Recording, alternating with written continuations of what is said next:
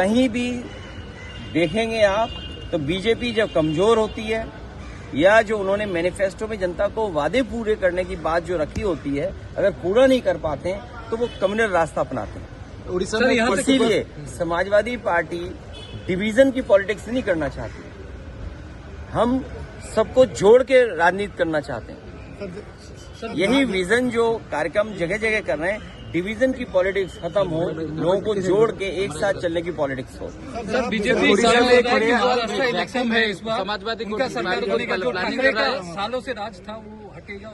महाराष्ट्र में भी कर रहा है। बीजेपी से सीखने को भी बहुत कुछ है। वो पॉलिटिकल पार्टी नहीं है, वो पॉलिटिकली प्रोफेशनली रन करते हैं अपने आप। और जो नया जमाना है डाटा चोरी का, कभी सोचा था आपने 5 साल पहले 3 साल पहले कि इलेक्शन होने जा रहा हो, कोई पॉलिटिकल पार्टी अपनी एजेंसियां लगाए और डाटा चोरी करने के लिए जाए? तो ये नए तरह की चीजें हैं। प्रोफेशनल पॉलिटिक्स करती है बीजेपी प्रोफेशनल गिनती करके डेटा पे एक एक बिंदी बैठा करके तब फैसला लेते हैं। इसलिए जिसको हराना है बीजेपी को, उसको उसी तरीके से तैयारी करनी पड़ेगी। और बीजेपी का रिसोर्सेज की कोई कमी नहीं है। उड़ीसा उनके हाथ में, तो रिसोर्सेज की कहाँ कमी होगी?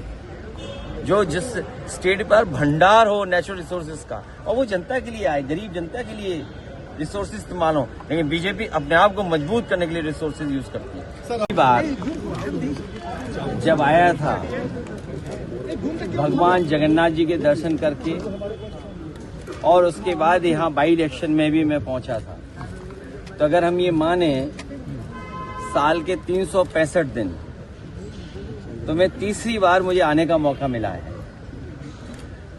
और उस समय जब बाई इलेक्शन था तो मैंने एक बात मंच के माध्यम से जनता के बीच में रखी थी कि हम पीडीए का पेड़ लगाने आए हैं, और हमें उम्मीद है उड़ीसा की जनता, जो उनका पुराना समाजवादी आंदोलन रहा है, इसमें नेताजी और यहाँ के बहुत बड़े नेता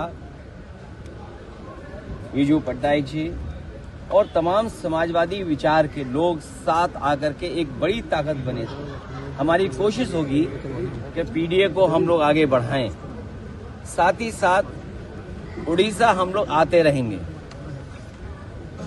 बीजेपी से जो लड़ने वाले दल हैं, बीजेपी जब पूरे देश में एक्सपोज होगी तब दिल्ली से हटेगी। लाएंगे अखिलेश इस बार पीडीए सरकार।